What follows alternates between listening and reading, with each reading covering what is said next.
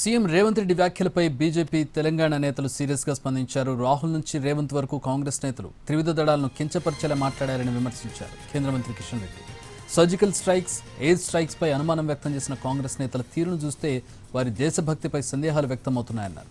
చౌకబార్ రాజకీయాలు కాంగ్రెస్ డీఎన్ఏగా మారిపోయాయని సెటైర్లు వేశారు కిషన్ రెడ్డి. కేంద్రంపై శత్రుభాష మాట్లాడిన నాయకులు అసలు దేశానికి విధేయులేనా అని ప్రశ్నించారు కిషన్ రెడ్డి.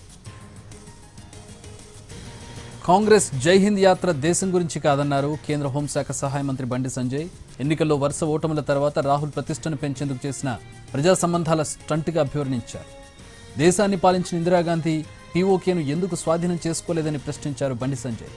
ఉగ్రవాదాన్ని నాడు ఎందుకు ఆపలేకపోయారని ప్రశ్నించారు. సైనికులను అవమానించడం దేశభక్తికి నిదర్శనమా అని కాంగ్రెస్ నేతలను నిలదీశారు. కాంగ్రెస్ ఎవరితో నిలుస్తుంది, భారత్తోనా శత్రువులతోనా అనేది రేవంత్ రెడ్డి చెప్పాలన్నారు బండి సంజయ్.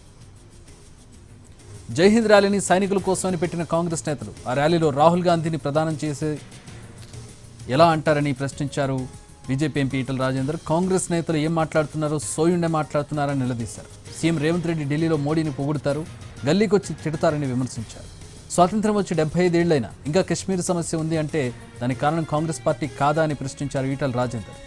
ఆనాడు ఇందిరాగాంధీ పాక్ ఆక్రమిత కశ్మీర్ స్వాధీనం చేసుకుని ఉంటే ఈనాడు భారత్కు ఈ పరిస్థితి వచ్చేది ఉండేదా అని కాంగ్రెస్ నేతలను ప్రశ్నించారు. పాక్పై యుద్ధ విరమణను తప్పుబడుతూ ప్రధాని మోదీపై తీవ్ర విమర్శలు చేసిన సీఎం రేవంత్ రెడ్డికి బీజేపీ సోషల్ మీడియాలోనూ కౌంటర్లు ఇచ్చింది. రాఫెల్ యుద్ధ విమానాల్లో పాకిస్తాన్ ఎన్ని కూల్చేసిందో చెప్పాలన్న రేవంత్ను విమర్శిస్తూ ఎక్స్లో పోస్టులు చేసింది కమలదళం. విమానం అంటే దిల్సుఖ్ నగర్ రోడ్డు పక్కన దొరికే బొమ్మ అనుకుంటున్నారా అని ఎద్దేవా చేసింది. రాఫెల్ గురించి రేవంత్ మాట్లాడితే 1వ తరగతి పోరగాడు కూడా నవ్వుతాడని బీజేపీ సెటైర్లేసింది.